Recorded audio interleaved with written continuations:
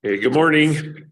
This is Pat O'Connell calling to order the New Mexico Public Regulation Commission regular weekly open meeting for Wednesday, April 26th, 2023. This week we're marshaled by Judy Gamer from Office of General Counsel. So Judy, can you give us a roll call? Yes, good morning, Mr. Chair, members of the commission. Commissioner Ellison. Present. Commissioner O'Connell. Here. Commissioner Aguilera. Present. We have 3 commissioners present and we have a quorum. Thank you. So rise for Pledge of Allegiance and State Pledge.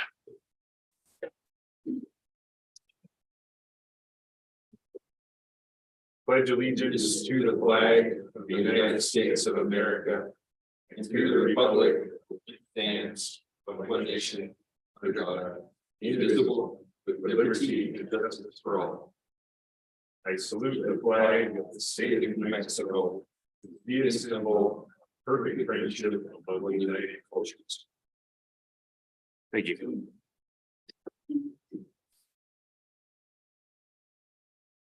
So commissioners, and we have a agenda in front of us. Do we have any proposed revisions for that agenda? None from you. Okay, so seeing no request to revise the agenda, I'd say the agenda is approved due to lack of contention.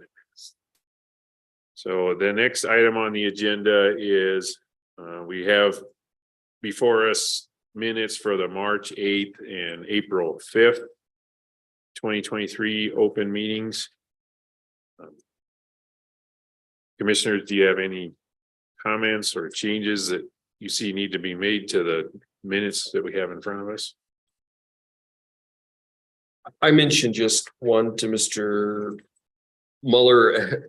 I think the end of the April 5th one, SPP, Southwest Power Pool, is what you're referring to. That was the only. Yeah, that's right. I was telling Melissa, I think that's my mush mouth problem, but you're right. We'll revise the minutes for the April 5th meeting. So that talking about the SPP quarterly meetings, and SPP stands for Southwest Power Pool.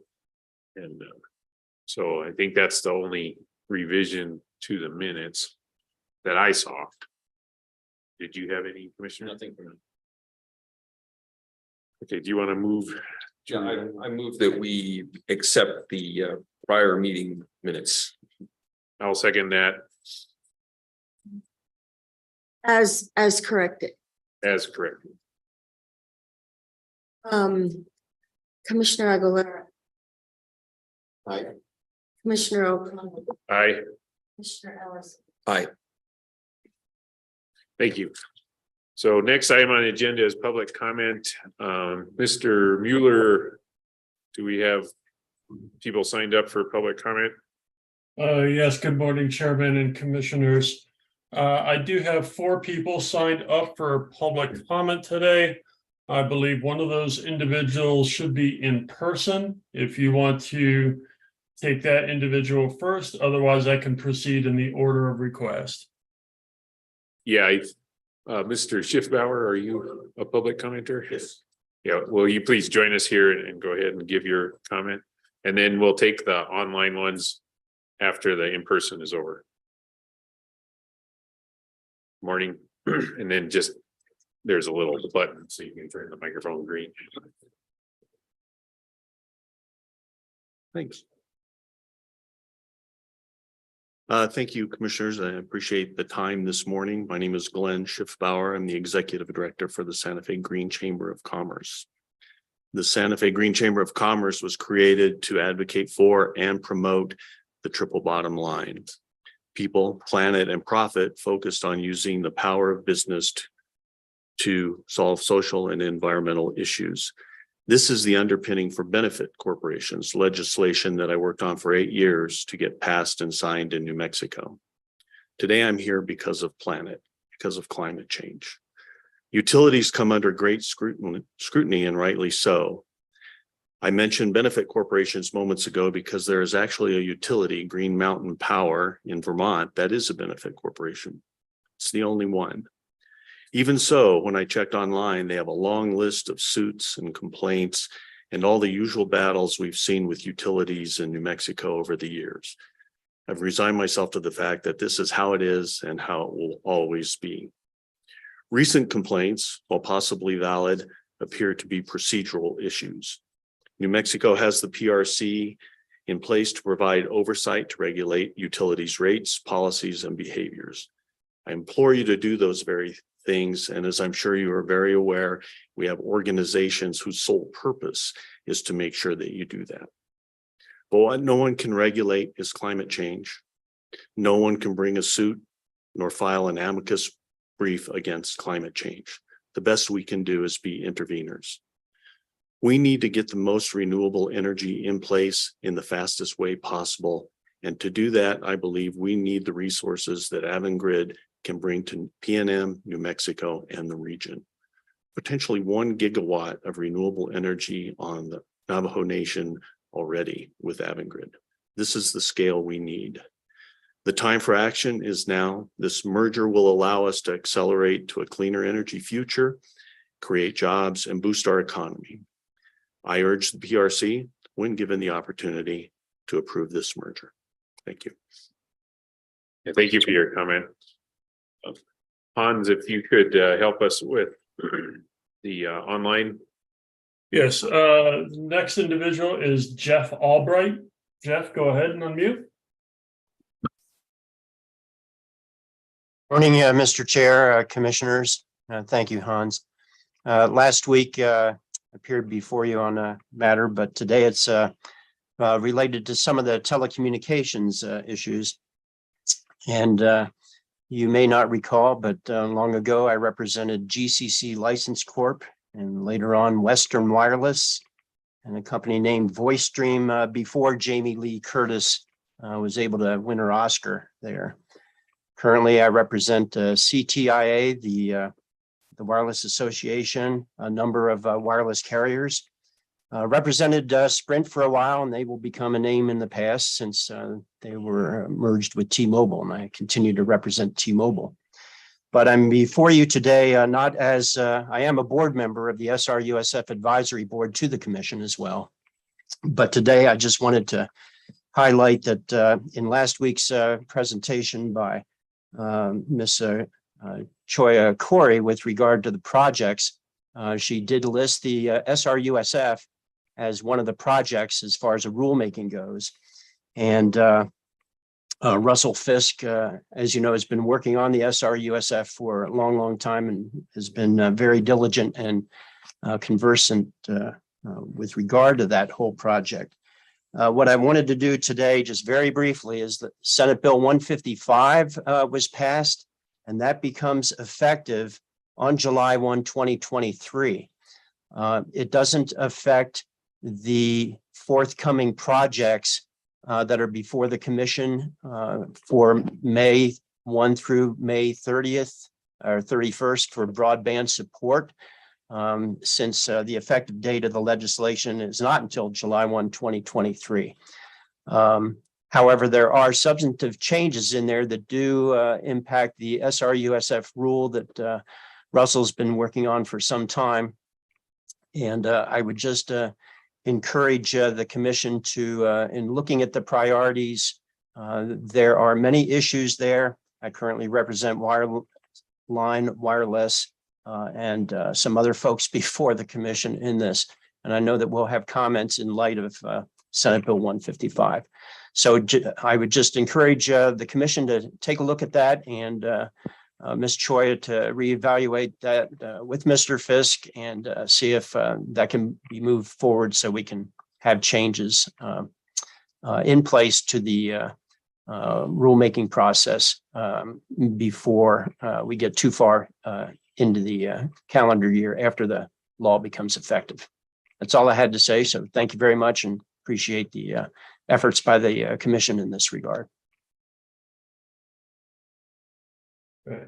Thank you, Jeff. Next commenter, I have Terry Mola. Terry, go ahead and unmute yourself. Okay, good morning.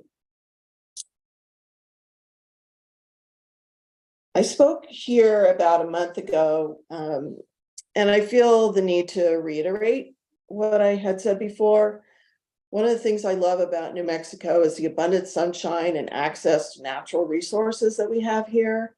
I'm so impressed with the governor's commitment to our Energy Transition Act, and I feel strongly that New Mexico should lead the nation in moving forward to a carbon neutral future. I know the commission will likely be considering the Avangrid purchase of PNM, and I support this 100%. Avangrid is already contributing to the New Mexico economy by buying $300 million in solar trackers from the Albuquerque company, Array Technologies. We should not disregard this. I've also done my own research on Avangrid, and they are one of the leading renewable energy companies in the country. Clearly, there was political meddling in the Avangrid PNM merger before, but not on the JP Morgan and EPE buyout. It really doesn't make sense to me. Well, it does. Mariel Nanasi and her new energy economy have an agenda and goal to create a government-run utility. This will not serve New Mexico well. If Avangrid becomes a partner with PNM, it will be much more difficult for her to achieve this goal. Let's not open that door, not even a crack. I encourage the commission to approve the merger. I know it will be great, not only for the state's transition to carbon neutrality, but for the jobs and businesses that Avangrid will create in New Mexico. Thank you very much for your time. Thank you for your commentary. Next, I have Talia Sanchez. Talia, go ahead and unmute yourself. Morning. My name is Talia, and I would like to speak in support of the merger with Avangrid. Avangrid has proven themselves to be an expert in the field of renewable energy and has had many successful ventures. Their recent partnership with the Navajo Nation is just one of them, but an important one. They have helped them bring electricity to 13,500 homes and have still allowed the Navajo Nation control over their partnership, giving them 51% ownership and still keeping sovereign control. This is a huge deal to New Mexicans, improves Avangrid's dedication to their customers. Thank you for your time and have a good rest of your day. Thank you for your comment. Mr. Chairman and Commissioners, that concludes the people who had reached out to me prior to the meeting. If there is nobody else present in the hearing room who wanted to make public comment today, public comment has concluded. Thank you, Mr. Mueller. Next on the agenda is the consent action items. Ms. Amer, could you read the captions for the cases that are on the consent agenda? Yes, we have one transportation matter, 23-00094-TRM, in the matter of the application of AV Travel Company LLC DBA Certified Airport Transportation for a certificate to provide general taxi cab services. And then we have a utility matter, 23-00138 UT, in the matter of the application of Public Service Company of New Mexico for approval of its 2024 Electric Energy Efficiency Program Plan Profit Incentive and Revised Rider Number 16 pursuant to the New Mexico Public Utility Act, Efficient Use of Energy Act, and Energy Efficiency Rule. Thank you. Commissioners, do you have any discussion on the consent action items? No discussion. None for me either. And I'll move that we approve the proposed actions on the consent agenda. Second. Do a roll call, please. Yes, Commissioner O'Connell, Aye. Commissioner Aguilera, Aye. Commissioner Ellison. Aye. The consent agenda passes 3-0. Thank you.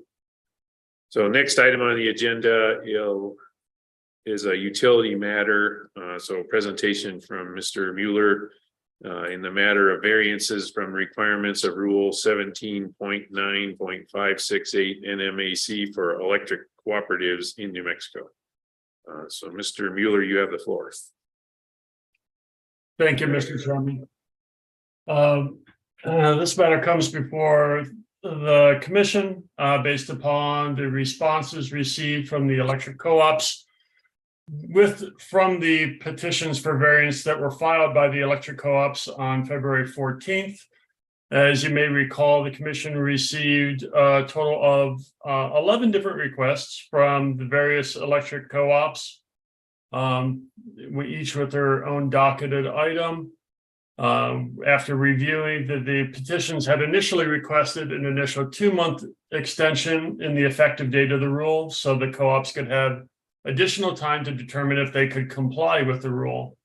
The commission issued a bench request in this matter on March 15th, requesting additional information. Then the co-ops filed timely responses to the bench request order. The bench request information received indicated a de minimis amount of applications received by the various electric co-ops currently that might become affected if we were to issue a variance.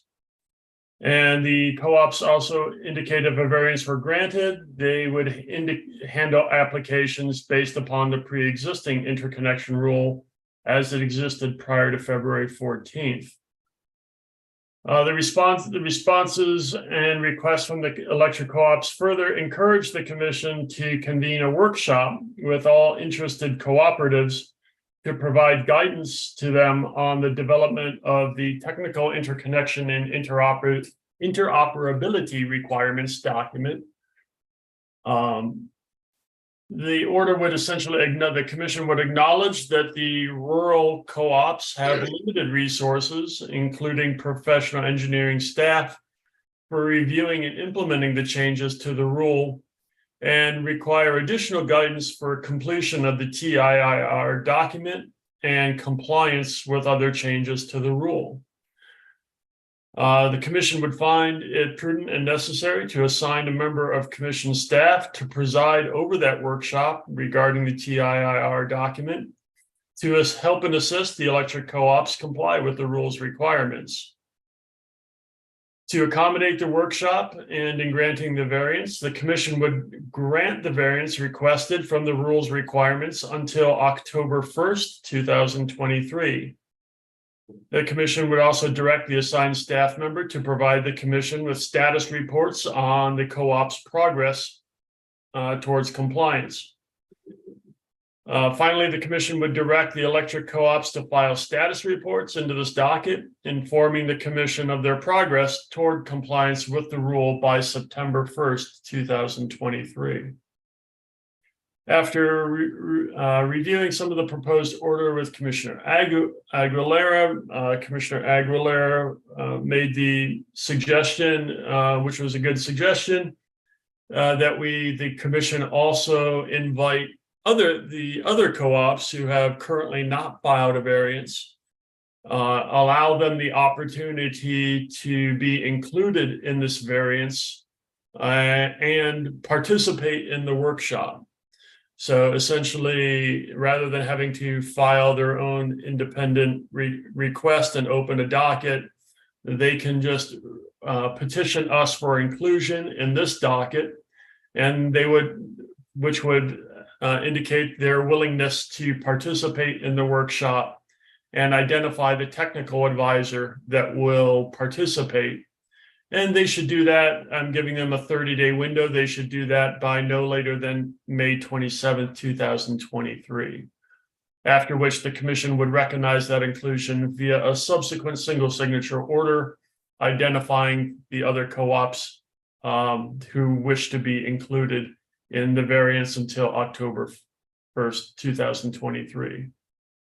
The order would assign Arthur O'Donnell then as the staff member to convene and preside over the workshop with the electric co-ops.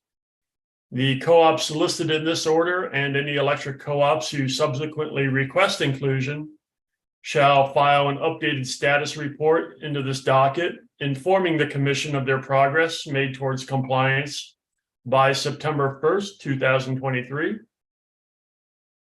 And this, obviously, this order, this certificate of service on this order would include the contacts for any and all electric co-ops so that they can receive notice of this order.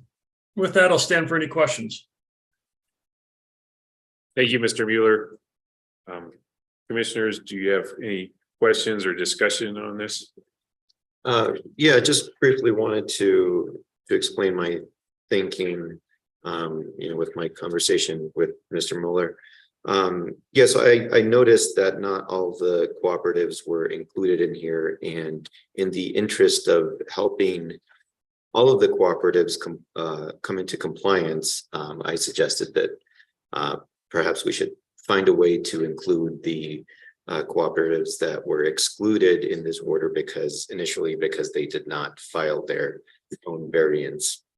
And I just think that's in the best interest of everybody to help them come into compliance rather than wait, and eventually receive a variance in the future from them and having to potentially conduct another workshop.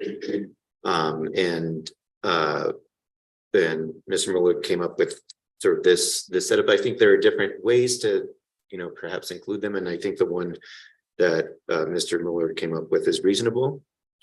So just wanted to provide that background. Thank you.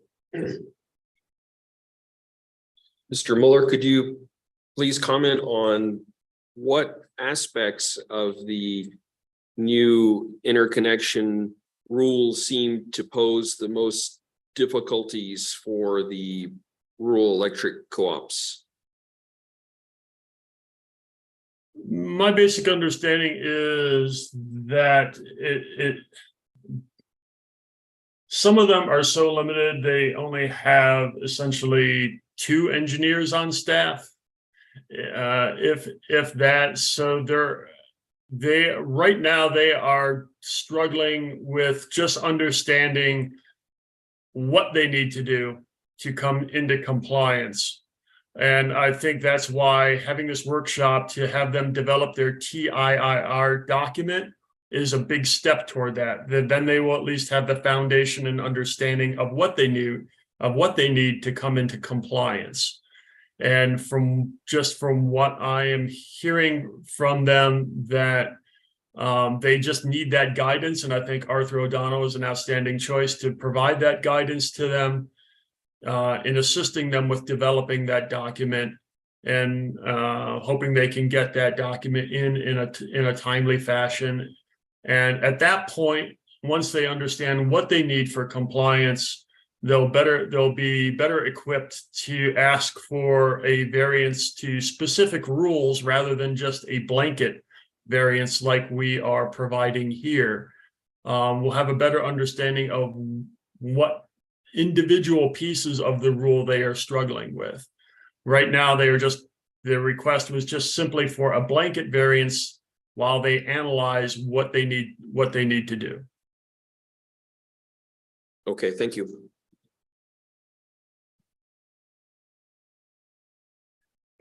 Yeah, thank you, Mr. Mueller, for that presentation. And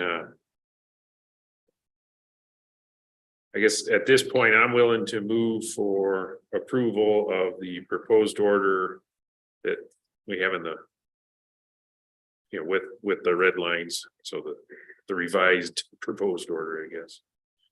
Nice, second. Any discussion before we vote? You call the roll, please. Commissioner Ellison, Aye.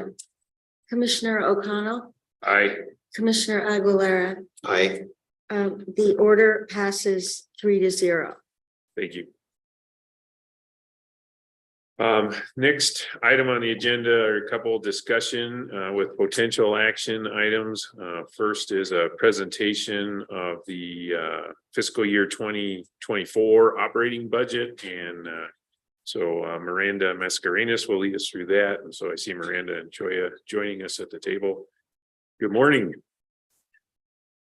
Good morning, commissioners. Good morning, Mr. Chair. Yes, it does just have me on the presentation, but our Chief of Staff, Toria Curry, will be joining us as well. Thank you. Thank you, commissioners. Good morning. So Miranda and I are here to present the FY24 submission to DFA of the, FY24 submission to DFA of the FY24 operating budget. But before we do that, we want to give you an overview of how we got here in the FY24 budget planning process. And for that, I'll let Miranda take it away. Yes, so we are kind of jumping in at the back end of the process. So I want to walk you through of how this began and how we got to where we are at now. So the budget process begins in about June, July, where we start building our fiscal year 24, where we started building our 24 request. At that time, we then submit the request by September 1st to DFA and LFC based on what was built. And then that request in between September and December timeframe, the legislature starts their committee hearings and we start presenting our case for our budget. Then approximately early January, right before session, DFA and LFC released their budget recommendations. And so this budget has gone through that through that entire process. And then once the recommendations are released, then that's when the recommendations are voted on with through the legislature, through House Appropriations, Senate Finance, and then goes to the governor. Essentially, the governor has 20 days after the session to vote on the General Appropriations Act, which is House Bill 2. And the governor did vote on House Bill 2 this year, or did not veto anything related to our base budget request. And then now we have our operating budget, which is what's presented here before you, which is due statutorily May 1st to DFA and LFC.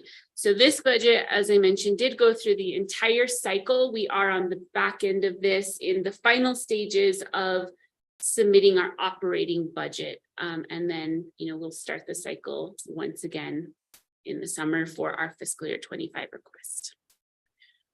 So as Miranda stated, we're jumping in on the tail end of this. This is a budget that, frankly, we all inherited from the last administration. And so all we're doing today is verifying that the operating budget that our financial team has plugged into the various P codes and other levels of detail, which you all have in your binders, matches and reconciles with HB2.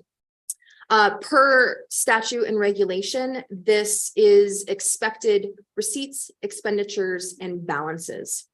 So today we're asking you to verify our team's work on building this operating budget and that it satisfies and reconciles with HB2. Because this is a receipts, expenditures, and balances, though, it also includes the 6% raise that the legislature passed for employees.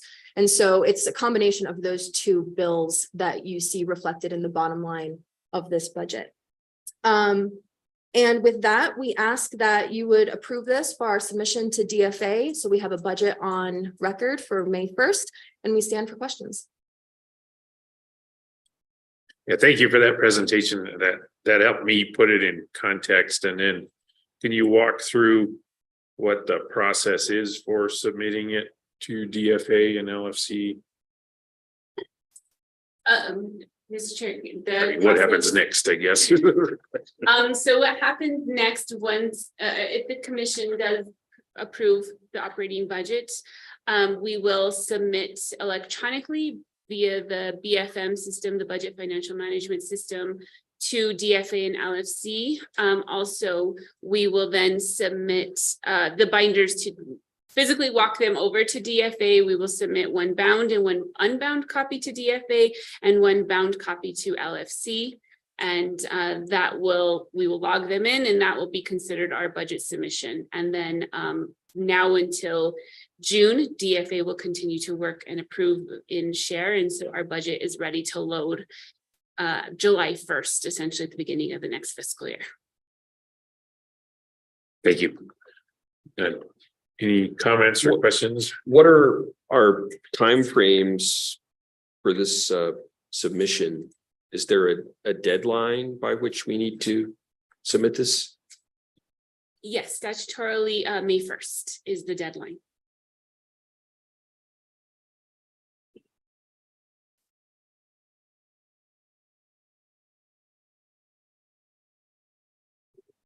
Okay, that's wonderful.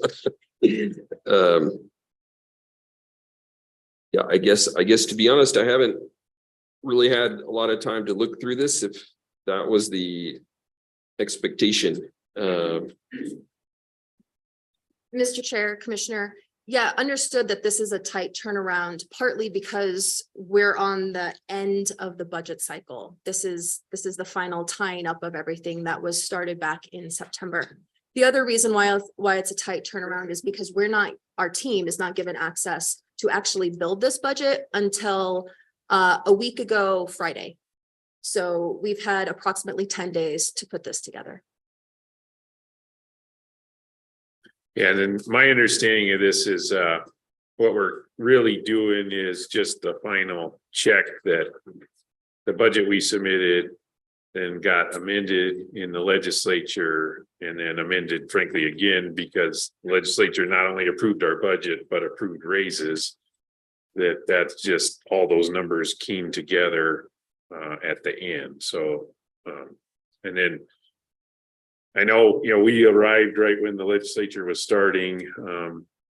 I did do a little bit of work then, just try to help Renata walk it through the Capitol. So that's what I was doing, was just looking at big picture where the numbers of the different program budgets, and we really have two that matter, P611 and P613, and then there's another small one, but did those fall within the range of what I expected as the outcome from what was going on during the legislature? So I was able to do kind of a high level check on that, and I'm hoping that meets the expectation of what we're being asked to do today. So I think that's what I heard, but if a deeper dive is needed, then I agree we need more time. And then just general comment, we've been working a lot and progress has been made in improving just the work that rolls through this organization over and over again. This one is a great example of something that can be calendared on an annual basis. So as we're building agenda calendars for the year, it'd be nice to know today exists before today. Absolutely, Mr. Chair, Commissioners. Something to note too is first of all, we can get into a deep dive in a later briefing once it's been, I think I'm going to use this term wrong, but booked and all the corners are lined up at DFA. We can definitely get into a deep dive so you can understand where things are at. The other thing to note is we will be having extensive conversations with you over the summer, building the budget that is wholly ours. Because right now we are, Renata and Wayne and the prior administration did a great job, but we are essentially stepping into their budget. And so we'll make that work for fiscal year 24. And then over the summer, as we're building fiscal year 25, that's your opportunity and our opportunity to get creative and make it our own. And this is for fiscal year 24. Correct. And when does that start? July 1. July 1, right? It starts July 1, 2023. Yes. Yes. This year.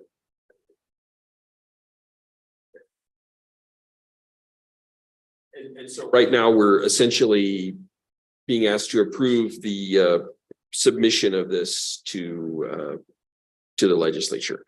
That we're to LFC, the Legislative Finance Council, and to DFA. Okay. DFA signs the checks. Right. Commissioner, I have a question.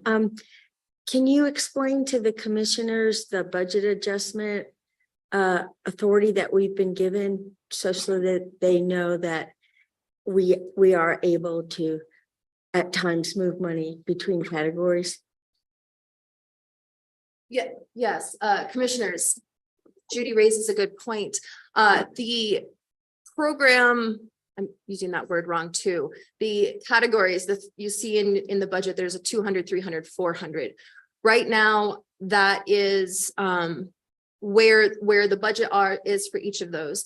But we do have budget adjustment authority to request, and it's a process, paperwork. I have to sign, Miranda has to sign. It's a whole thing, but we can move between categories with the approval of DFA. However, just commissioners want to clarify, we will not have program transfer authority in fiscal year 24. So we are not able to transfer between P611, P613, but we can transfer between the categories, which is the 200s in personnel services, employee benefits, the 300s is contractual services, the 400s is the other category. So we can shift as we see needed throughout the fiscal year. Yeah, thanks for that clarification, because that was something I had learned working through Renata, is that we have two programs, and we have kind of a big lump of money and a small lump of money, and then got a big numbers, it's easier to manage within the big lump of money. So I think that's something that's a discussion for going forward, is there a way we can revise those categories? Because it didn't feel like the dividing line for what expenses were in the small bit of the budget was kind of harsh, right? Because there's a lot of program work that's done in that smaller category, even though the bigger budgets are program budgets. So that's just, I think, a preview for what we're going to do this summer. And I'm just talking through it out loud to make sure I understand what you just said. So. And just to clarify, on the first page, I see total appropriations of 10.7 million. Is that our entire budget? I mean, it doesn't line up with some of the other numbers. Mr. Chair, Commissioner, no, that is only the budget for program P611, and that is the policy and regulation. Okay. I think if you just flip to page 2, you'll pick up the P613, and then page 3 is P614. So I think the budget's the sum of those three numbers. Mr. Chair, Commissioner, it's essentially the sum of P611 and P613. P614, that is our transfer out of our pipeline safety fee fund. So those expenditures are already accounted for in P611 and P613. Thank you for that.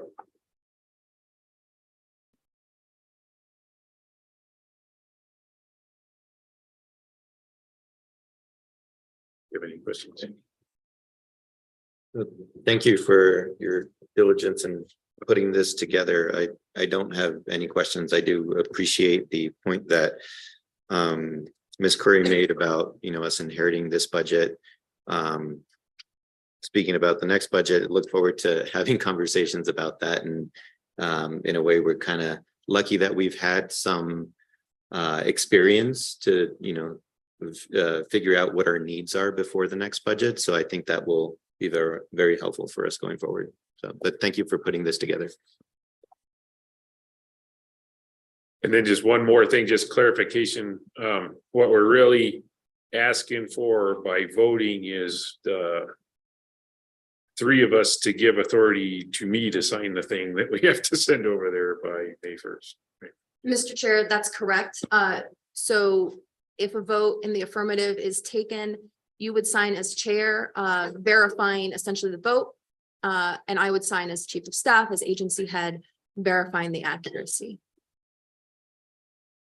Yeah, I'm asking that because I'm trying to formulate in my head the motion to make here. So I'll take a stab at it, and then feel free to help us revise it so we vote on the right thing. But so I move that the commission approve verification of the FY24 operating budget. I think that does it. I second that motion. So any discussion before we vote? Commissioner Aguilera, Aye. Commissioner O'Connell, Aye. Commissioner Ellison, Aye.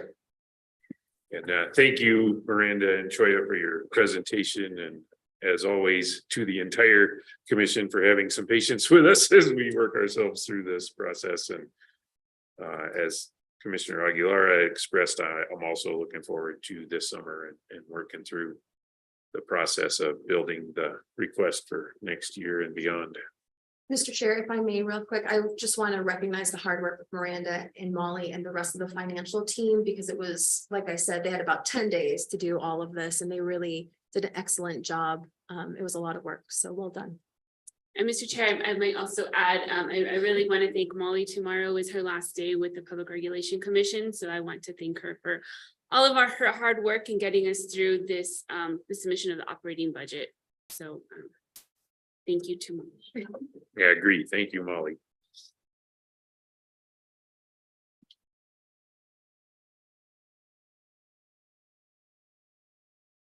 Mr. Chair. Yes, sir. Sorry for the interruption.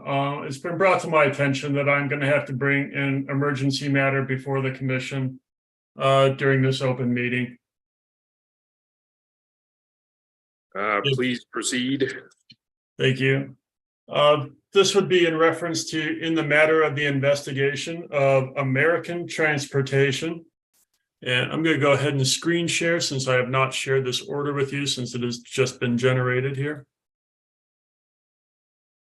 Can you provide some context in the matter of American Transportation, or at least start with that? Maybe with Yeah, we're going to go right down. We're going to go right down this order since and bring you up to speed. This is case number 23-151 TREN. Yesterday, we received a report from the Socorro Police Department that a vehicle owned by American Transportation with PRC tags had been pulled over during a stop, and subsequently within a search warrant of the vehicle was performed, and inside the van, based upon the police report, were firearms, hundreds of fentanyl pills, powdery substances which field tested positive for methamphetamine, and other drug paraphernalia, including a glass smoking pipe containing crystal methamphetamine that were found within the respondent's vehicle. Staff has filed a petition requesting that the commission immediately suspend respondent's operating authority. As for staff's petition, staff attached the Socorro Police Department's incident report, which describes the traffic stop that led to the discovery in question. Section 65-2A-7A of the Motor Carrier Act provides, every motor carrier providing a transportation service shall meet and comply with the requirements of the Motor Carrier Act and the lawfully adopted rules and orders of the commission. Section 65-2A-7B of the Motor Carrier Act provides the commission may immediately suspend without notice or a public hearing the operating authority of a motor carrier for violation of a safety requirement of the Motor Carrier Act, the commission rules, or the rules of the Motor Transportation Division of the Department of Public Safety, if the violation endangers the public health or safety. The general provisions of 18.3.2.26b provides, upon receipt of sufficient information that a motor carrier's operations endanger the public health or safety, the director shall present to the commission at its next meeting or at an emergency meeting the safety requirement of the Motor Carrier Act or the rules of the Motor Transportation Division alleged to have been violated, and all facts known to the director. If the commission is satisfied with the facts show that a motor carrier's operations endanger the public health and safety and merit immediate temporary suspension, the commission shall personally serve or mail by certified mail return receipt requested in order notifying a motor carrier that its operating authority is temporarily suspended. The order shall set the matter for expedited hearing. Obviously, the commission here would find that a motor carrier carrying firearms, drugs, and drug paraphernalia within the vehicle endangers public health and safety. It would be therefore ordered that the operating authority of American Transportation is hereby suspended. Respondents are hereby ordered to cease and desist all business operations within the state of New Mexico until the commission has reinstated the operating authority after respondents have requested reinstatement. In order to show cause and an order assigning hearing examiner in this matter will be issued under subsequent single signature order. The order, of course, would be effective immediately.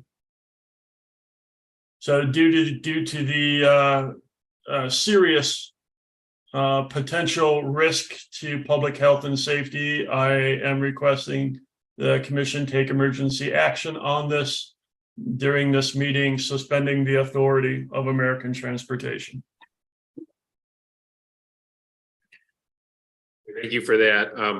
I guess before we proceed, just want to make sure we've got the process correct. So Ms. Amer, could you help us with, we recently had an emergency action in a previous meeting, but let's make sure we take this action correctly within the Open Meetings Act. Yes. If there's an emergency, the commission can vote and act on a non-agended item. And on the subsequent agenda, we would ratify that, and we would also notify the Attorney General. My only comment is that this order, I'm not sure if the commission can decide to send it immediately to a hearing examiner or could have a hearing in front of the commission as well. As you know, we're having a public hearing in another emergency water matter next week. So that's the option.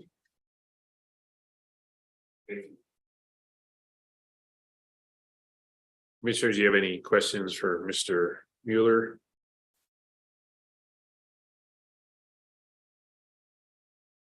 I guess just one question with respect to comments to this action. Would the public have an opportunity to submit comments?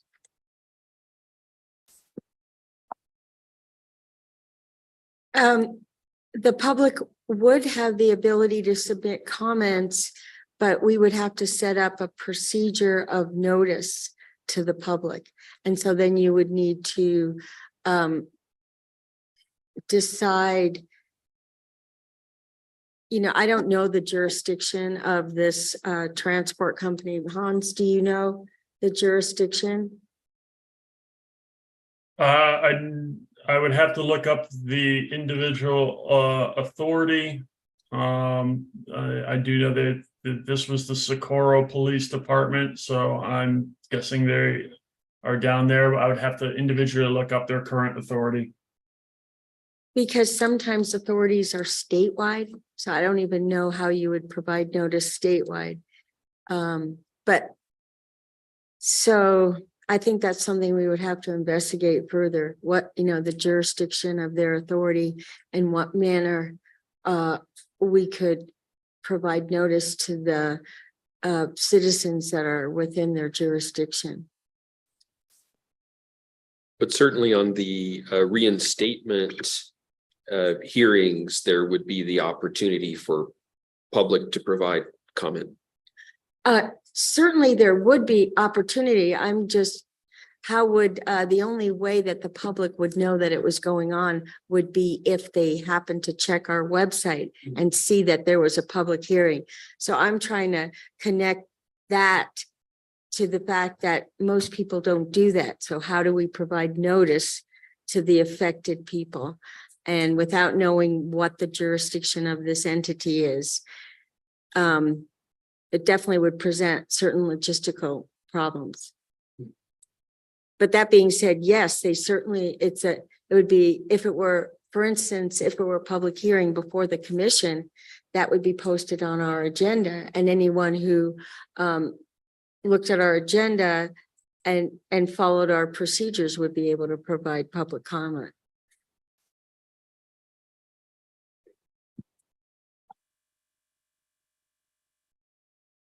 Yes, Mr. Mueller, could you reiterate what the emergency order does? It rescinds their certificate on a permanent basis or temporary until we have the recertification hearing. I guess I got kind of lost there.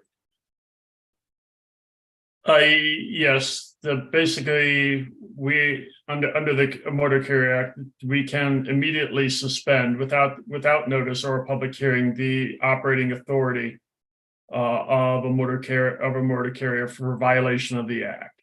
So the order would suspend their operating authority, and issue a cease and desist all business operations since their authority is suspended. Obviously, if they can't perform business operations in the state of New Mexico under a suspended authority. And then could you reiterate what the violation of the act was that triggered this emergency action? The violation would be essentially the motor carrier was carrying firearms, drugs, and drug paraphernalia within the vehicle. And that endangers the public health or safety. As a transportation company, yes. Yeah, no, I was just adding to your statement. Yes, thank you. Thank you. And was the driver under the influence, or is that something that hasn't been determined? Based upon the police report, I don't believe they indicated a drug test performed. They just noticed there was a smoking pipe that had crystal meth near the driver's. I'm not sure if it was driver's side or passenger side, but I believe the police report also indicated the driver had a felony record. So it does call into question whether or not they are doing appropriate background checks on their drivers as well. And I'm sure the investigation of the ongoing investigation of the transportation division will obviously check to see if proper drug testing and proper background checks have been performed upon the drivers, including the driver in question. I'm sure that will be a major focus of their investigation. Hans, I have a question. I'm looking in the docket and there's nothing filed in there. Is there any written documentation from staff, such as a petition for this order, or with the police report attached, and has that just not been uploaded into? I don't think it's been uploaded yet. But there is a written documentation does exist. A written documentation does exist, correct? I have reviewed it.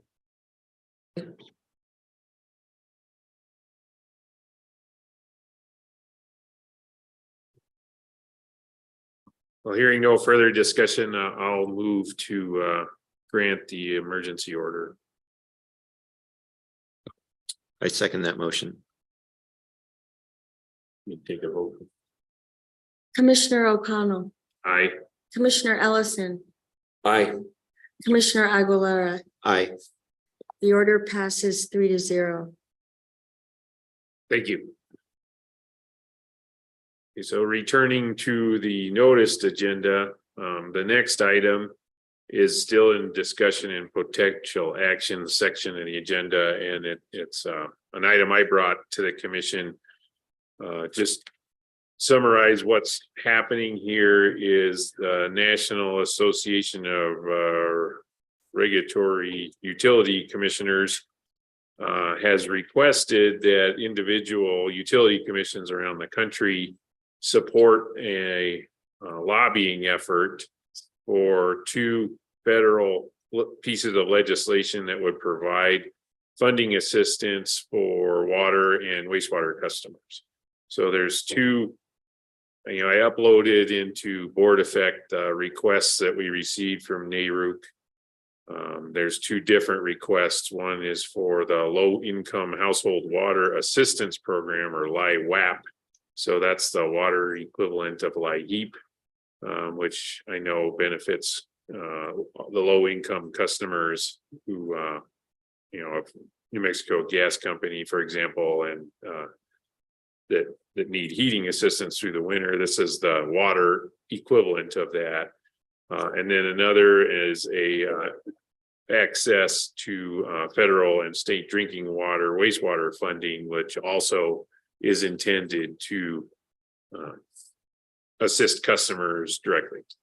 So why is that relevant to us?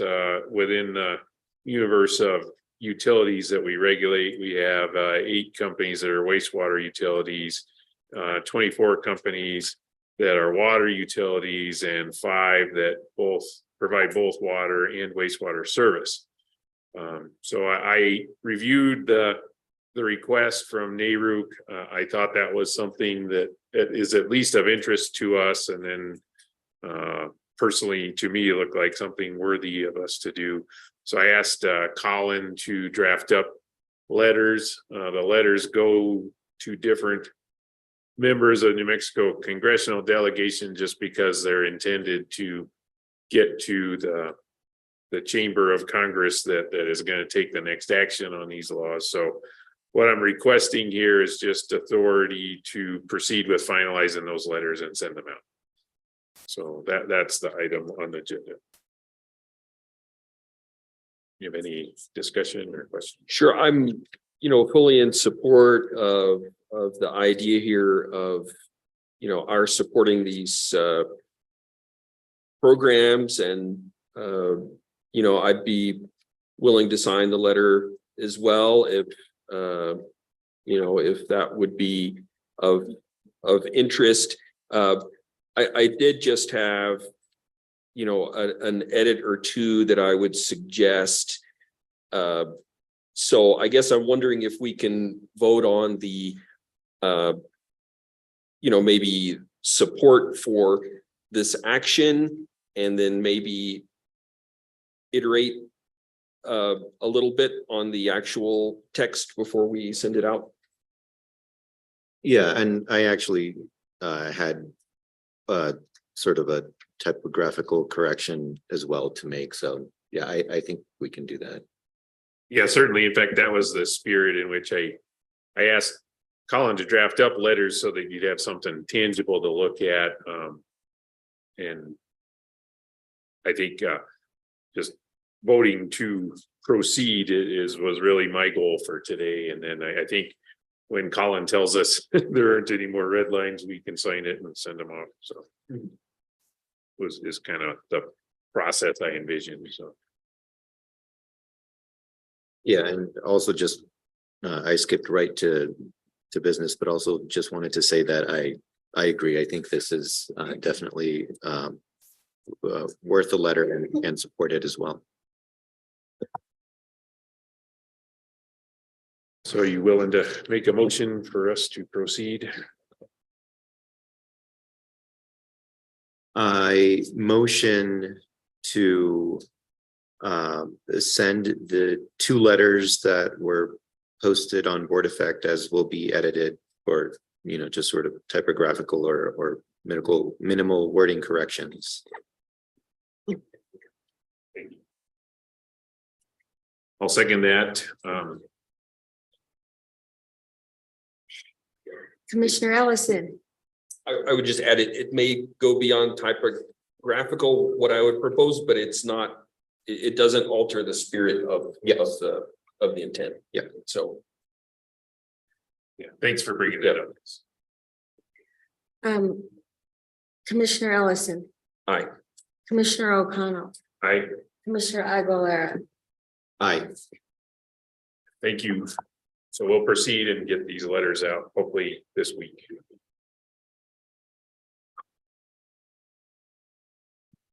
So next we have a couple discussion items. First, the aforementioned Colin Gillespie will walk us through what happened in the last legislative session. So thank you for joining us this morning.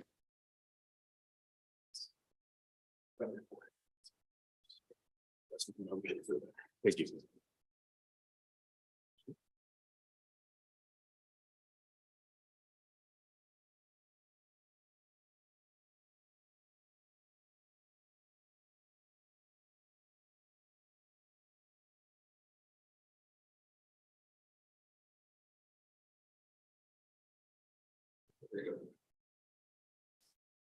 Okay.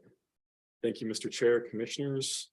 I think I have the ability to share my screen. Is that correct, Patrick? Yeah, go ahead, Colin. Thank you.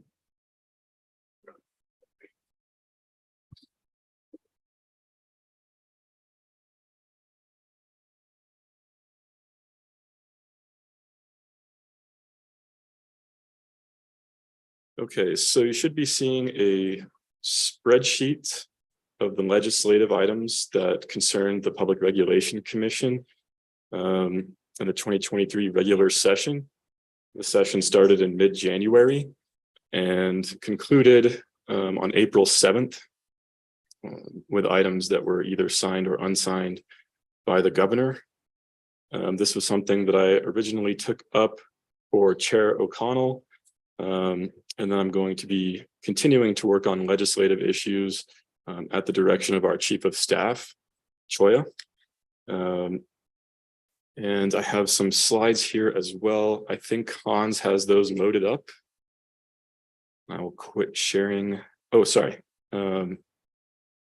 One thing I wanted to bring to your attention is the spreadsheet that I've uploaded to Board Effect contains our original bill tracking sheet with telecom items, tangential items that I thought would indirectly impact the PRC, and some more concrete or utility items up top. And we have multiple updates here in the tabs, so you can kind of think about it like a funnel of possible, possible bills getting through the legislative process and then funneling down to ultimately our last spreadsheet here. Everything in green here has been signed by the governor. And these two items here, SB 83 for bill cramming and SB 136 for PRC commissioner salaries, were both pocket vetoed. And that just means that the governor declined to sign those by the April 7th deadline.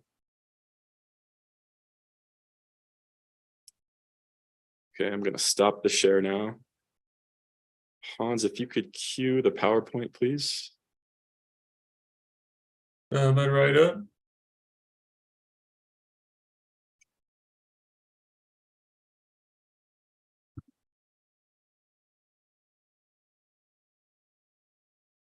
Okay. Forgive the design. Try to do something electric related, but okay. We can go to the next slide, please, Hans.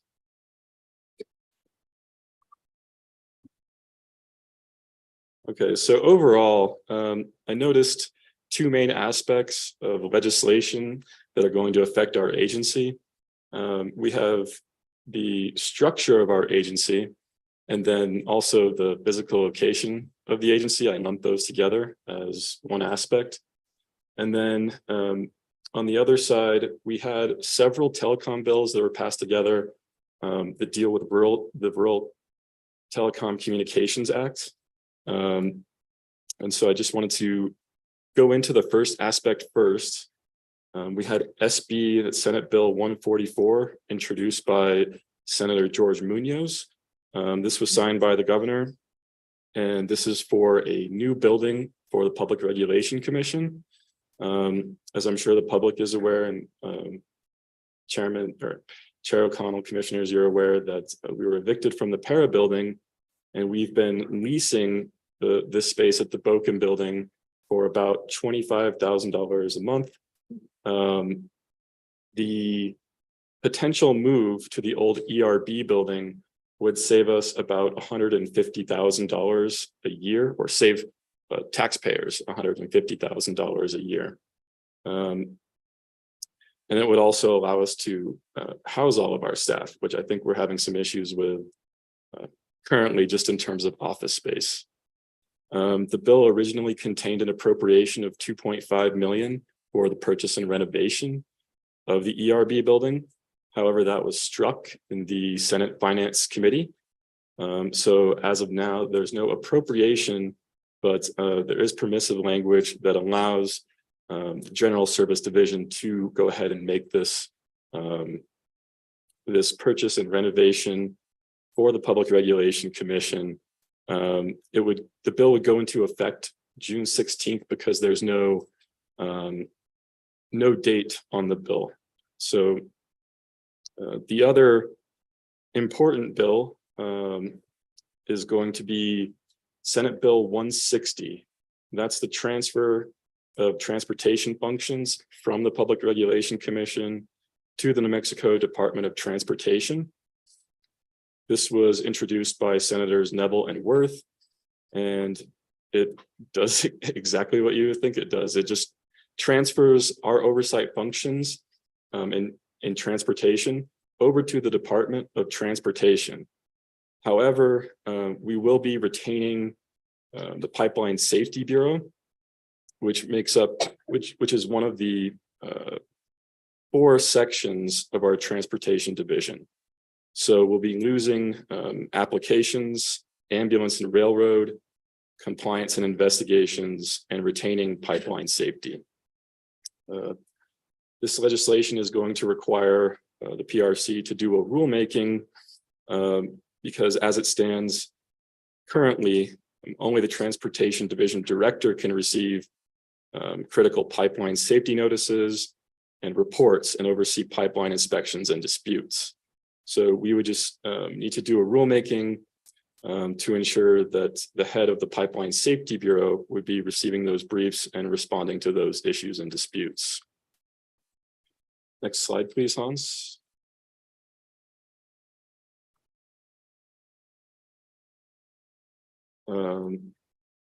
Okay, now we get into the telecom related legislation. So we have HB 160, SB 41, and SB 155, and they all sort of interact with each other to the extent that they are amending the Rural Telecommunications Act.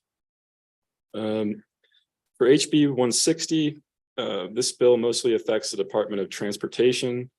It prescribes conditions for the installation of fiber cable lines, conduit, poles, wireless technology, and other broadband internet infrastructure that lies adjacent to public highways or other property under the department's jurisdiction. The bill also empowers the State Transportation Commission to waive fees for installation or infrastructure necessary to provide broadband internet services to unserved or underserved locations. Just as an aside, the Connect New Mexico Act defines underserved locations as areas or properties that do not receive internet quality of service access. And this is a somewhat murky definition, but to provide some context, most projects that the Office of Broadband Access and Expansion and the Connect New Mexico Council are targeting, they are in the realm of 100 megabits per second download and 20 megabits per second upload speeds with scaling potential to 100. There's potentially a rulemaking necessary for House Bill 160 to coordinate with Department of Transportation on pipeline safety. And I think the hope for this bill is that it will reduce project build out timelines by waiving those fees. And I don't think we have any rulemaking interactions on our side. I think it's going to be mostly on the transportation side. That said, we do currently have a rulemaking in docket 21-00258 UT to conform with the legislation passed in 2021 that relates to the State Rural Universal Service Fund. Additionally, there are no additional administrative costs or capacity predicted by the provisions of HB 160. For Senate Bill 41, local telecom carrier charges. This bill would establish parity of regulation for all landline telecom providers, regardless of technology, ostensibly allowing for more competition in New Mexico's market and promoting more broadband investments. The bill requires the PRC to regulate large incumbent local exchange carriers, or LILECs, and rural exchange carriers, or ILECs, equally under the New Mexico Telecommunications Act. And it would strike language requiring the PRC to adopt relaxed regulations for LILECs in specified areas. So this legislation would entail a rulemaking that would create that parity for landline telecom providers. And it's going to have a particular effect on CenturyLink or Lumen. We'll also need to modify regulations applicable to other carriers that offer comparable services in the wire center serving area that has been found subject to effective competition. So this requires a rule change from the current regulation that allows for this type of regulation only upon a petition filed by an affected carrier.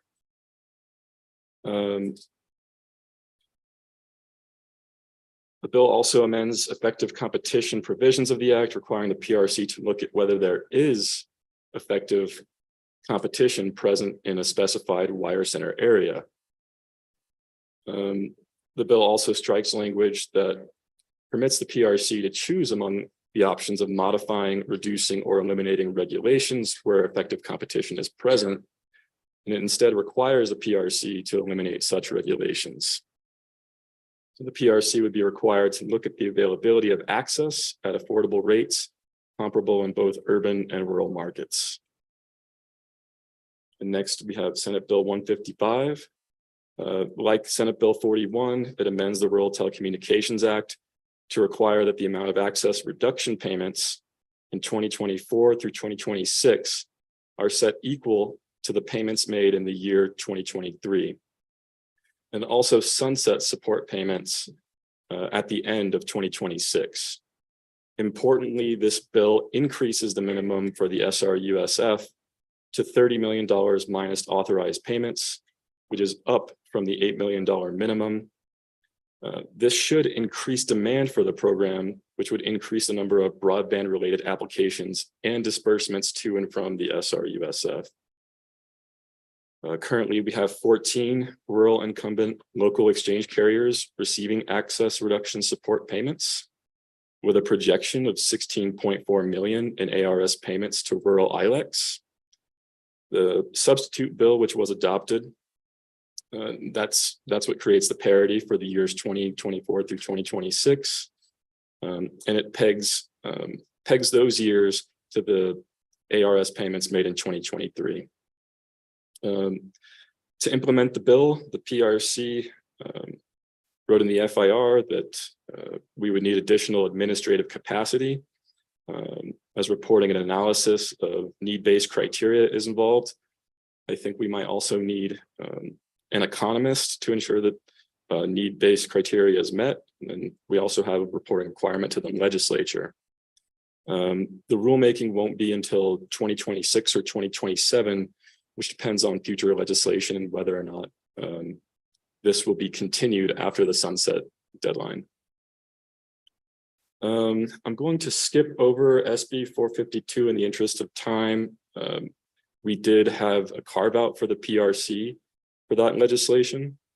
And then let's see, I have also not appearing on slides, Senate Bill 1, Regional Water System Resiliency. This was passed and signed by the governor.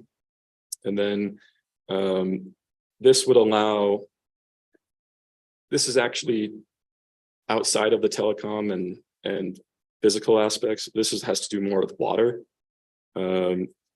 This bill would allow smaller water or wastewater public utilities to come together and form a regional water utility authority.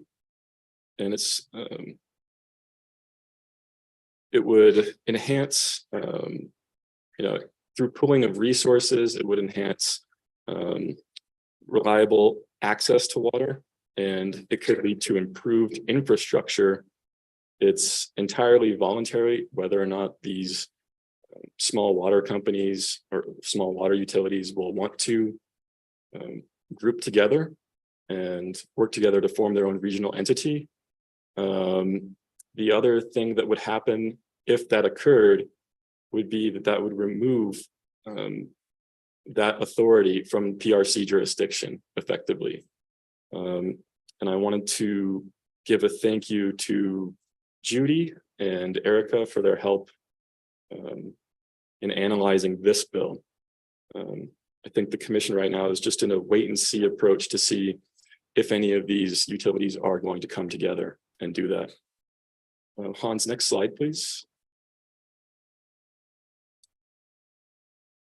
Okay, we have two bills that were passed by both chambers and that did not, were not signed by the governor, which means they're just pocket vetoed.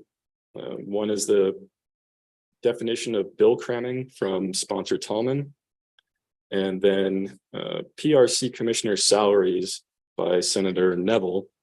That would have seen the salaries for commissioners tied or pegged to the salaries of judicial officers and judges. I think it's at the district level. And there was another Senate Bill 2 that was going to modify those salaries. That ended up not being signed. And I don't think that's a big surprise because I think the governor did work with her staff to try and set a reasonable salary for commissioners that's going to attract best and brightest individuals. Next slide, please, Hans. Okay, and here are some more of the bills that were not passed. As I said, the bills that were passed, mostly have to do with telecom if they aren't affecting the physical location or the structure of our agency. We had local choice from Senator Hamblin that didn't pass. We had some grid modernization and some clean fuels bills that didn't pass. And notably, I would say there was a climate bill, SB 520, brought by Senator Stewart that got stuck in the Senate Conservation Committee. That would have codified some of the RPS targets for compliance with the Energy Transition Act. And I think that they were meant to actually hand some jurisdiction over to the PRC in terms of enforcing those RPS requirements. So that didn't pass this year, but we'll see what happens in the short session next year. Of course, we have regular session in odd years, which is a 60-day session, and then a 30-day short session in even years. And I think that's about it. I'm looking forward to working with our legislature. I'm looking forward to working with our sister agencies.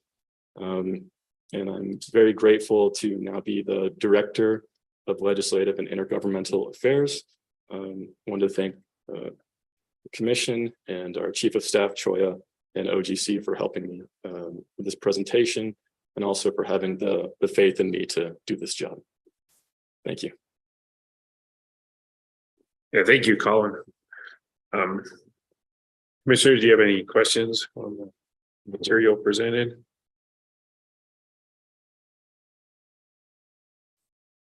I guess I just had one question on the SB 155, the telecom fund for broadband. You mentioned 2024 through 2026 that there would be parity in this case, what do you mean by parity? I think it's a target. So I think essentially they want those ARS payments to equal whatever they end up being in 2023. I think they're doing this for predictability reasons, so it's easier to administer that SRUSF. Okay, and those are the access reduction support payments are to the landline incumbent utilities, essentially support for them, which is going to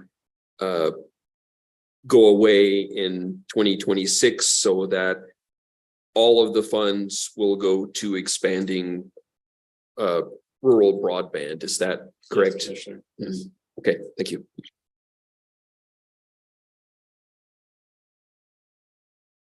Yeah, I just wanted to thank you for the work you did during the legislative session and pulling this summary together. And then just in this meeting today, we talked about budget process for next year. So I think it's great that we have somebody specifically assigned to working with the legislature and the legislation.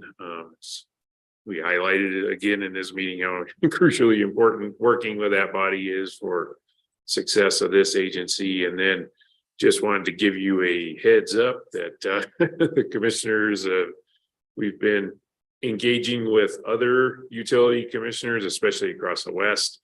And so it's not just keeping track of what we're doing here in New Mexico, but in order to achieve, I think, the best potential for New Mexico, we're also going to have to know what the laws are in our neighboring states. So buckle up. I think you've got a big job. Thank you, Mr. Chair. Thank you, commissioners. Thank you. Thank you.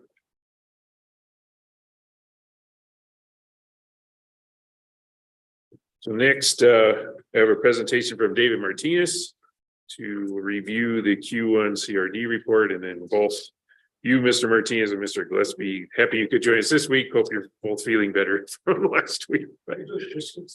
Great. Thank you.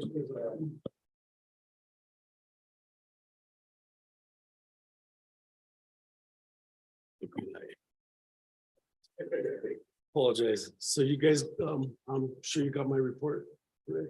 I just wanted to make sure, just in case. So,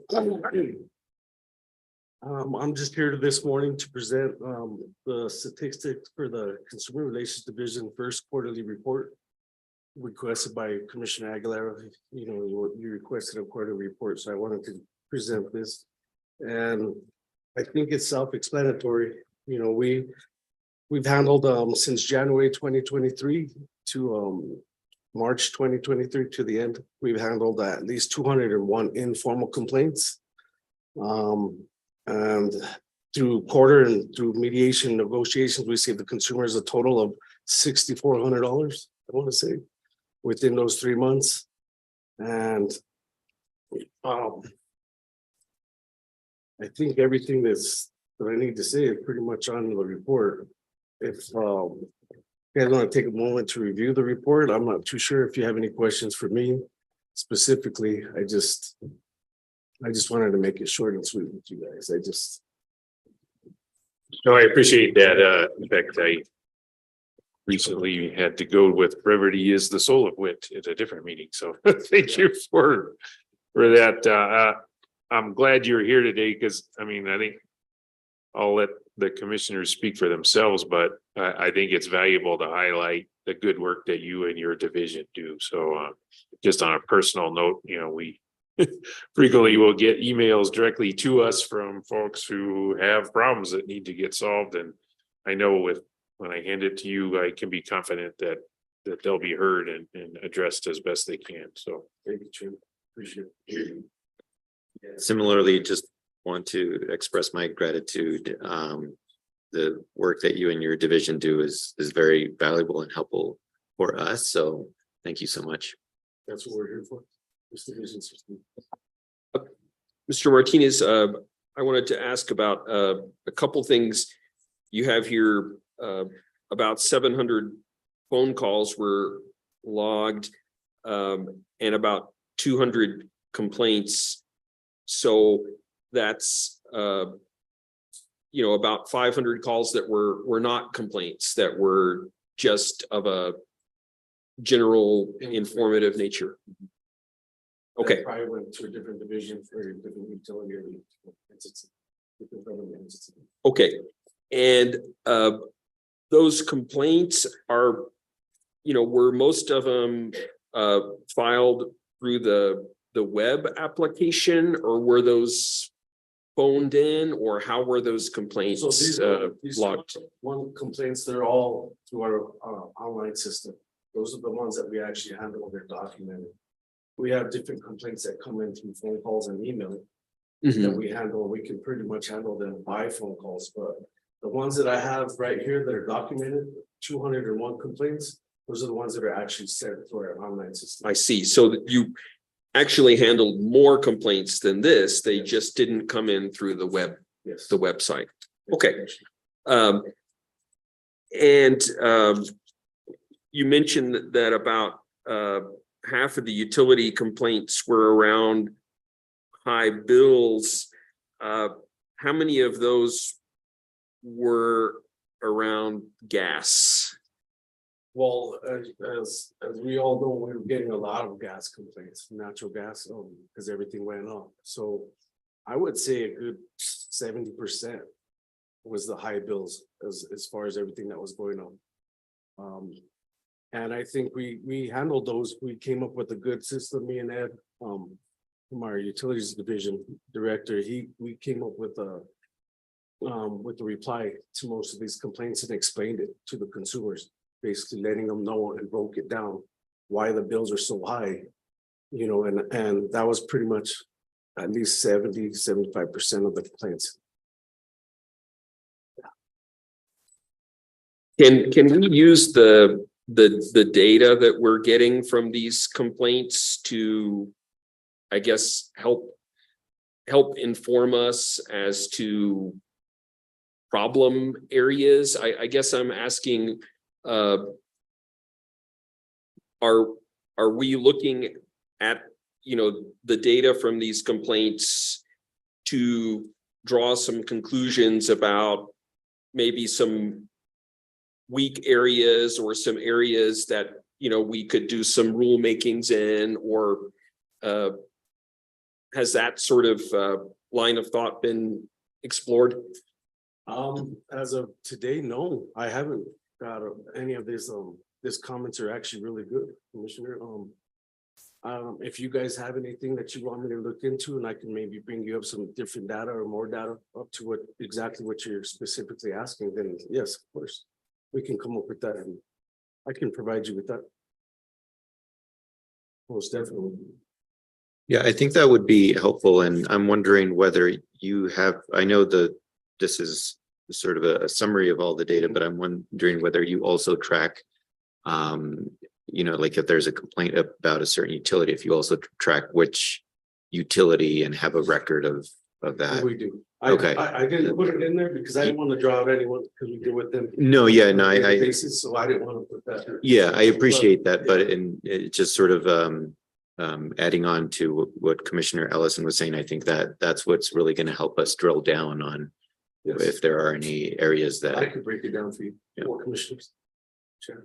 Right, if there's any even particular geography where, let's say with electric service where we're getting a lot of complaints from a particular geography, maybe that would help us take notice and talk to a utility about that. Most definitely, yes.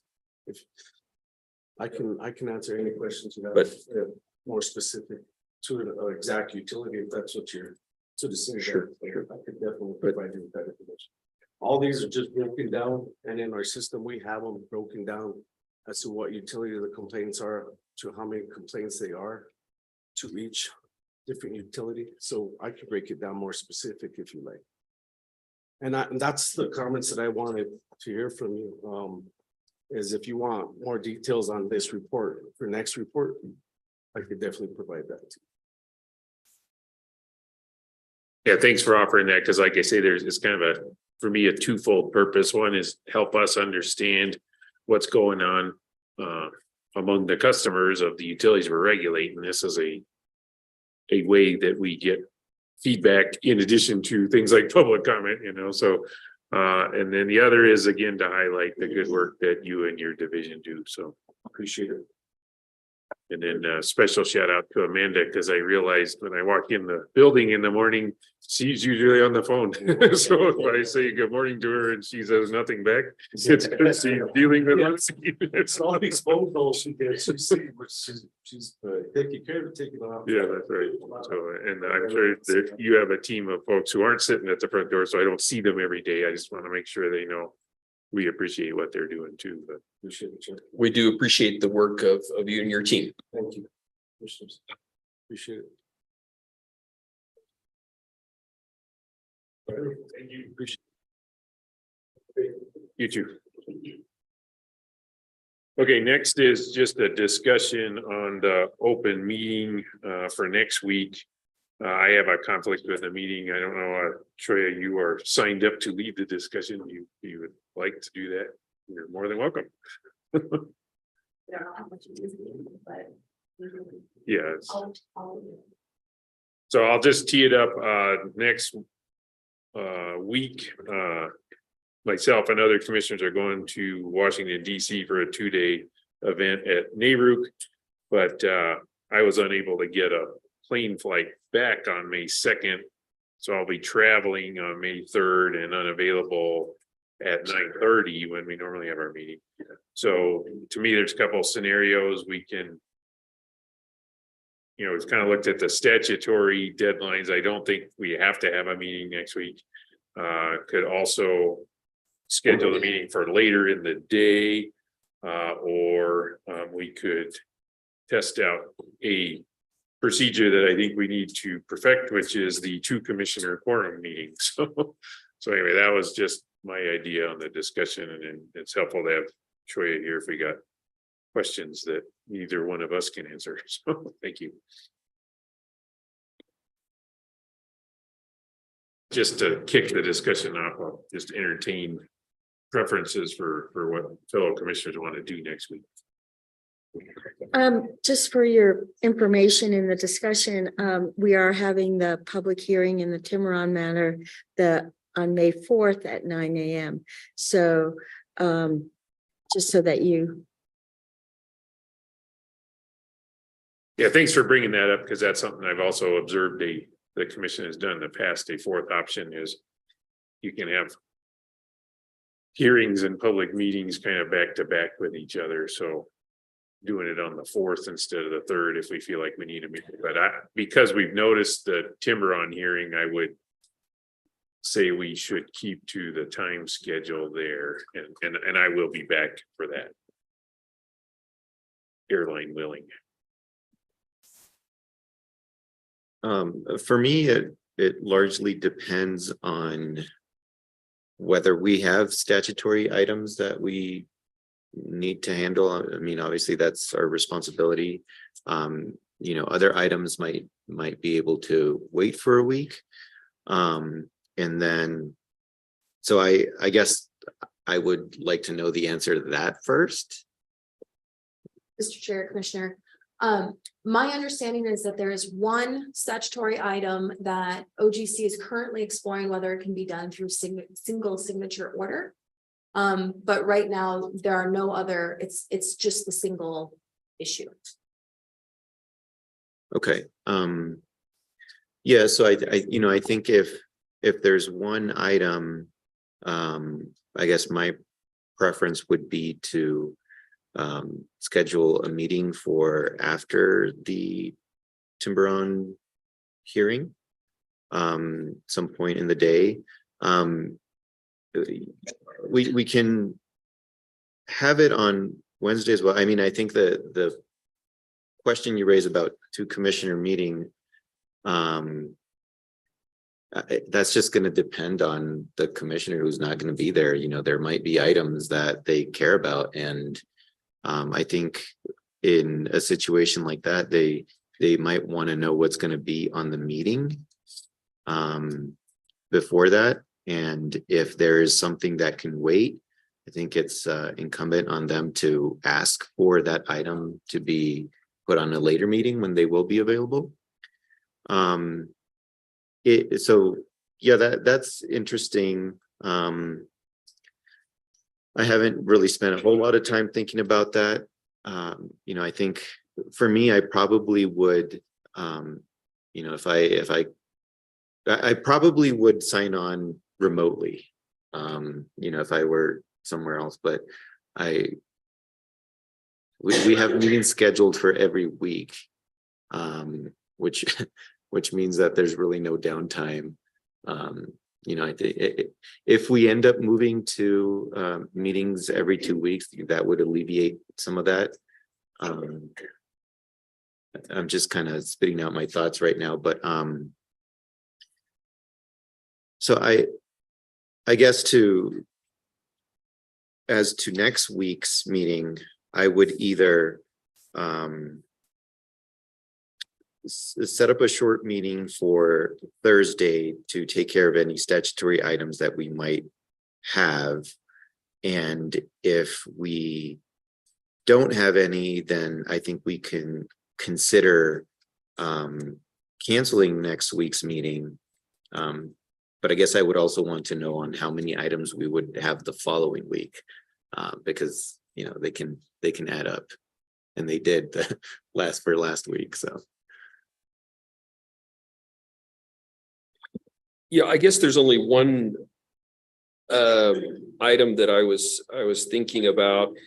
And, you know, last week we talked about this community solar advice notice from PNM, which, you know, we did suspend through a single signature order.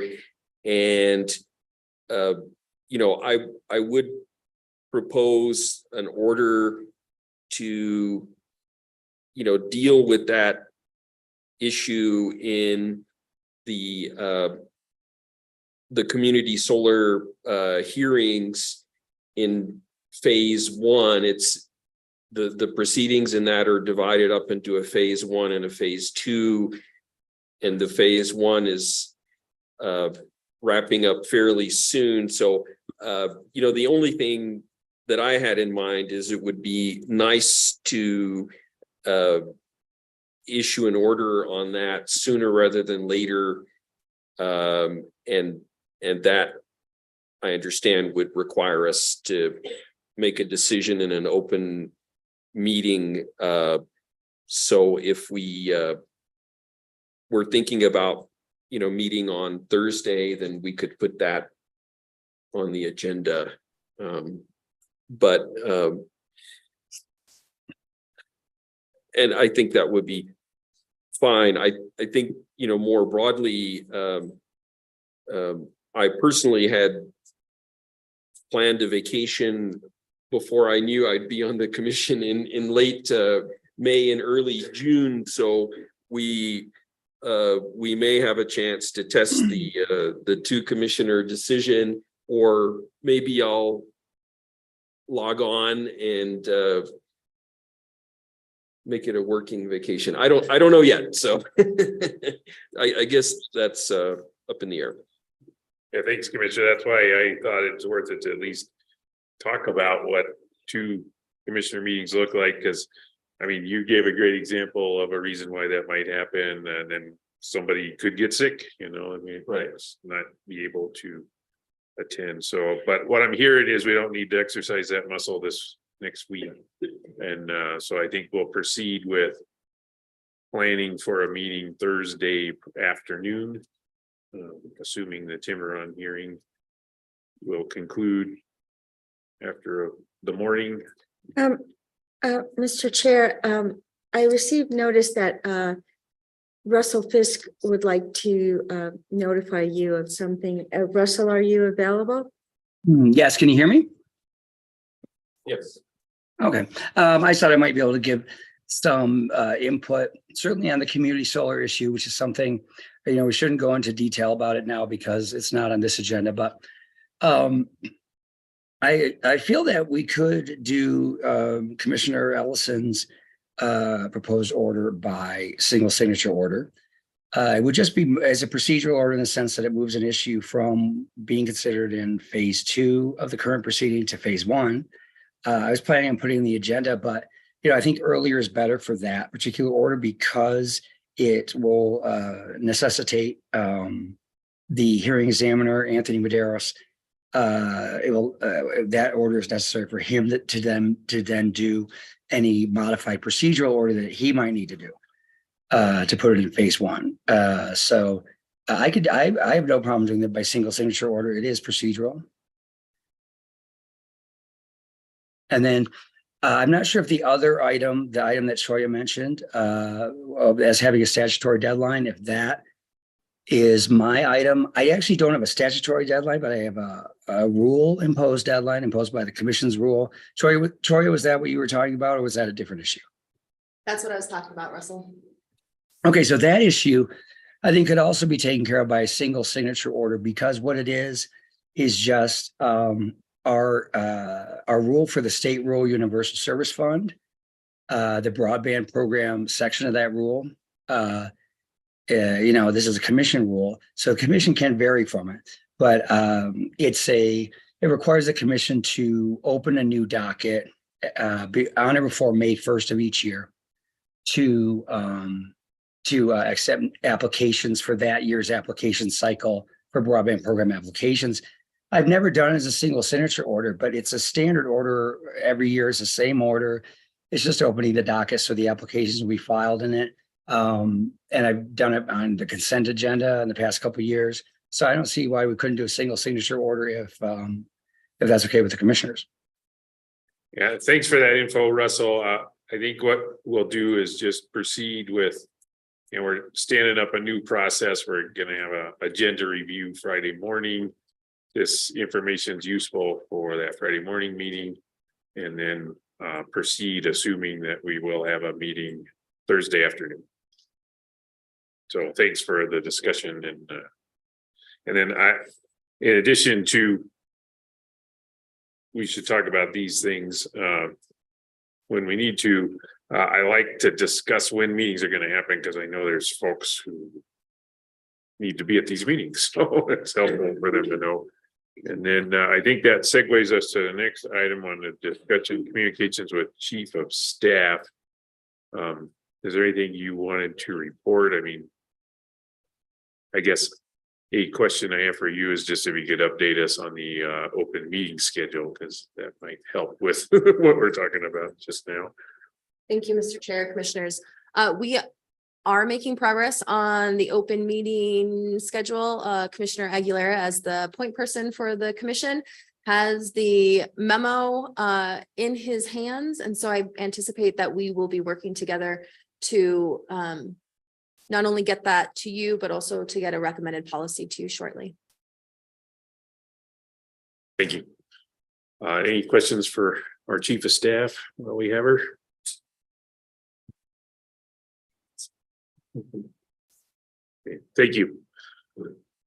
So next item on the agenda, communications with commissioners. I'll go ahead and start.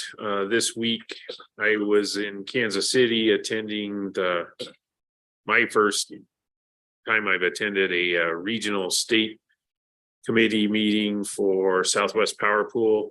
So broadly, what the Regional State Committee, or RSC, does for Southwest Power Pool is works with the COG, CAWG, which is I'm not even going to attempt to tell you what that acronym means, because one thing, just as an aside, SPP is great at generating acronyms. So if you think there's lots of acronyms, you know nothing until you go to SPP. But anyway, Regional State, RSC, work with this committee on cost allocation questions within the Southwest Power Pool. So most of the cost allocation questions have to do with transmission service in that RTO. Then how the transmission system is set up also leads to how the power flows. So making sure that how the market and the interchange are working is a big topic. I'd report one of the big things that was discussed there is similar to what we're seeing across the West is resource adequacy is a big topic. They're working through how to assign capacity value to different types of resources. They had a filing in front of FERC that was using a probability-based assessment for wind and solar, and then just using nameplate rating for fossil resources. FERC rejected that recently, so they're trying to figure out how to put that together. And then whether it was due to that issue or just a general broad realization, they've also formed another committee called the REAL team. Again, I won't attempt to tell you what REAL stands for, but that is a team that's kind of looking at big picture resource adequacy assessments across SPP. So anyway, I just personally was happy to be there just because I like learning new things. And then, last meeting we were talking about coming back from Nevada, where it was concept was, let's talk about a regional market across the West. I think it'll be valuable to have operational experience with the regional market in the Midwest. And then, as we know, SPP is trying to grow their footprint by offering the services they provide to Midwestern utilities in Midwestern states to utilities in Western states. So it's a pretty open question right now, which services and which utilities will sign on. But at a minimum, the answer is some will. So there will be some addition, especially to, I would expect, the north of us, of utilities that are in WEC taking services from SPP. So I think, our participation in the RSC is mandatory, but it's also a great opportunity for us to, first of all, help with issues that affect one of our regulated utilities as Southwest Public Service, but learn things that might be useful as we're considering how the West is changing too. So that if you've got any specific questions about that, I'm happy to answer them. At the moment, my head's still swimming a bit from everything I heard over the last 2 days. So at a minimum, I can, SPP has an excellent web page, and many of these resources are, documents are available online. So there's just a lot of information available out there. And then the meetings are in public. So there's a video of what happened Monday afternoon with the regional state committee, and then a video for the next morning, which was the board meeting. Listen to what came out of the RSC and other groups. So anyway, that's just thought it'd be worth reporting that, and so both of you are aware, and that folks are aware that I'm doing that, and that's as we get involved in these things that we signed up to, that is one that is a significant time commitment. And I'm grateful Mark Tupler, economist from Ed Rilkoff's staff, is on the COG. And so he and I need to work together to make sure we do the right thing by New Mexico. But the point I was going to make is this is a time commitment. So I think as each of us get more involved in the committees we've signed up for, we'll have a better assessment of time commitment.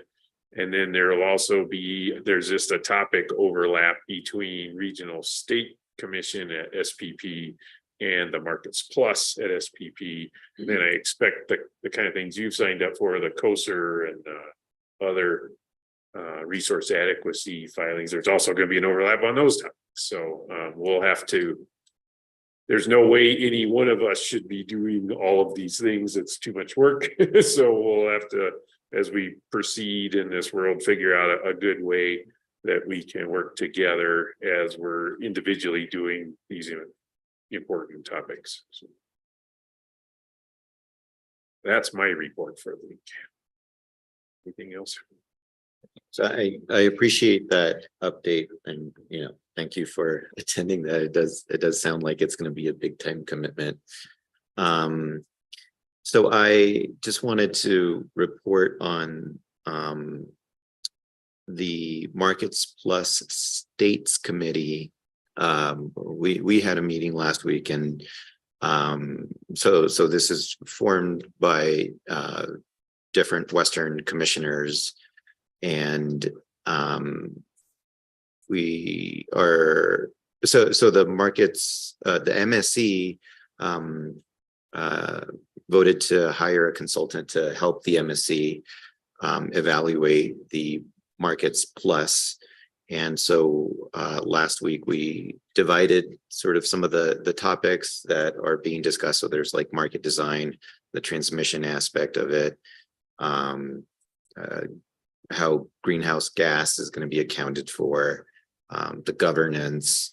And so we divided that, and also started a discussion about which states should be included in the MSC. We haven't concluded that, so there will be another discussion on that in the near future. And I have a discussion with the consultant scheduled for tomorrow on the items that I'm going to be working on. But I agree with you that there is, time that we're going to have to spend on this. So, and it adds up quickly. And so I'm on the Boster as well. And so we've had a conversation about that. And so I guess there's not really a whole lot to report in detail on either of those. I did want to sort of go back to what we were talking about before with respect to the meetings. So we have also the Western Conference of Public Service Commissioners meeting in California in May. And I don't know if both of you will be there. I will be there. And that meeting also goes through Wednesday. So we might, be having a similar conversation about an open meeting then. And then I also have another panel that I'll be on with respect to regionalization and a state-led market study that the state commissions in the West put together. So I will have to stay for that as well. Although I think that one is on Tuesday, not Wednesday. Yeah, I'll be attending the Western Commissioner Conference, and I guess one item of business that we need to figure out is one of the three of us needs to join the executive team of that Western Conference of Commissioners. If for no other reason than just the logistics of that conference will be coming to New Mexico in this year's California, then next year is, I believe, Colorado, then Oregon, and then New Mexico. So one of us will be hosting that meeting, and so we have to get on the starters of the executive team. So one of us will be leading that 4 years from now. The other is I've also agreed to be on a panel. There's a roundup of commissioners, just similar to what happened at the NMSU conference last week. So I'll be on that panel, and that one is Wednesday morning. So I'll be doing that. And then, yeah, we've been to enough of these that I'm no longer feeling like I need to go to every one of them to understand them. So I'll be going to the Western Conference. I don't expect to be going to the NARUC summer meeting in Texas. Instead, I get a trip to St. Paul, Minnesota for the RSC, which happens the week before. So yeah, the RSC meetings are quarterly. And so Kansas City, well, this week, July is Minnesota, and October for my anniversary is Little Rock, Arkansas.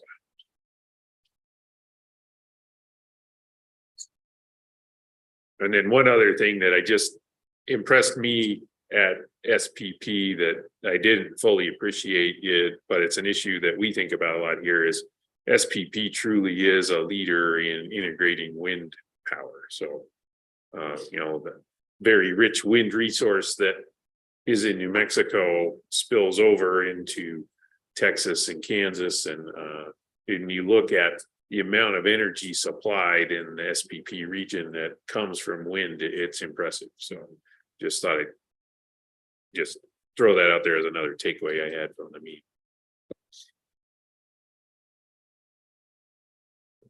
Well, I'm thinking that I probably will not go to that Western Commissioners Conference. I'm just leaning against doing that for now. Let's see, I guess, I did want to bring up, last week, obviously, Ms. Curry presented some of the rulemakings that we were thinking about and prioritizing. I guess one thought I had is, there is one, I think this tolling of the suspension period was put in B, and I would say it's somewhere between B and C. I don't think that that's a very tough one to take care of, and I don't see that there would be much sort of contention associated with that one. I guess I certainly understand we've got a lot here and appreciate that, it's good to take some time to think about, the priorities. At the same time, I do think there are some simple ones that can be taken care of fairly quickly. And I guess I just wanted your feedback and what your thoughts are on these rulemakings.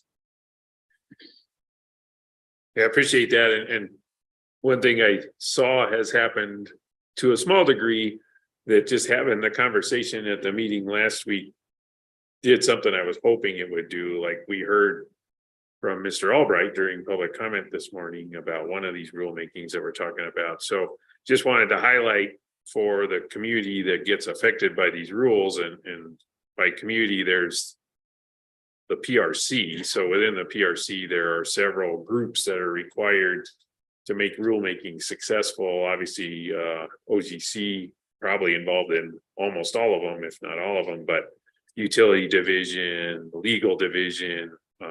There are groups within the PRC that I really want to hear what their prioritization is. And if maybe the presentation, they felt like it was more complicated or less complicated than we talked about last week, those are very valuable comments. But then also the community that gets affected by the rules after we make them, if they've got thoughts about what they see as important, that's all valuable information. And then I would request that everybody present that information to our chief of staff so that she can take all that on board while she's taking the next step that we asked her to do last week, which was just kind of flesh this out a little bit more. And I agree with you. There was a couple that jumped out on that list to me that high impact, low, maybe low involvement. So, and then the one you're highlighting is an interesting one, because maybe tolling of rate cases is less complicated than I think it is. But on the other hand, when you read that rule 1.2.2, there's a lot in there that needs to be thought about it and potentially revised, because a lot has changed since the last time that rule was revised. Like fire marshal's office hasn't been in the PRC for a long time. It's still mentioned in that rule. So is it more efficient, better process if the whole rule's looked at all at once, or is it because we have something that would benefit the regulatory process significantly, and maybe could be handled easier than looking at the whole rule? Do we want to take on rewriting rule 1.2.2 twice? So those are the kind of things that I don't have a great answer for. Want to hear other people's opinions and ask that they make sure chief of staff knows about it, so she's got all the information when she comes back to us, and maybe that is a agenda item for next Thursday. So I would predict we probably will have a meeting next Thursday. Do you have any thoughts, Commissioner?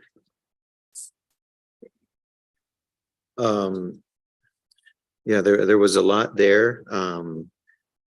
Yeah, just in terms of that one section, I mean, 1.2.2, I believe it is. I do think that the tolling of the suspension period is, so I'm not sure that it won't be contentious, but I do think it is a narrow issue that we can handle relatively quickly.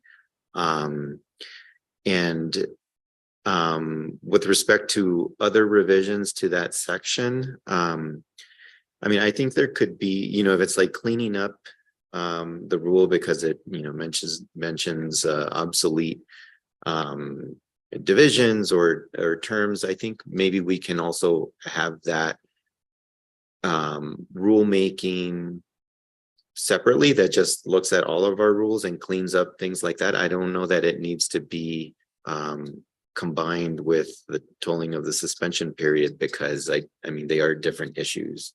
I guess if I need to express a preference, it's to have them separately, have them in separate rulemakings. And yeah, I mean, I agree with you about, I mean, I also care what, you know, the stakeholders that are outside of the PRC, what their preferences are on these. I mean, I understand the commission is the one who's going to make the decision, but it impacts everybody's work. And, you know, I really do think that if we let everybody be involved, we're going to end up with a better rule. And if we're doing too many things at once, people are going to be overworked, and you know, they might miss up something and not have the ability to participate fully. And I think that's to the detriment of the rule. So yeah, I think this is something we could talk about next week. Okay, so then our plan is that Ms. Khoury will present on any input from the legal team. Is that correct on these issues? And you know, hopefully we can make some progress. You know, obviously we want to be thorough and take these factors into account. But I think we also want to make a decision and start moving on some of these items. For example, as I mentioned, the Lawrence Berkeley folks are ready to help us out with a couple of these items, and you know, I think we just need to decide what we're going to do and start.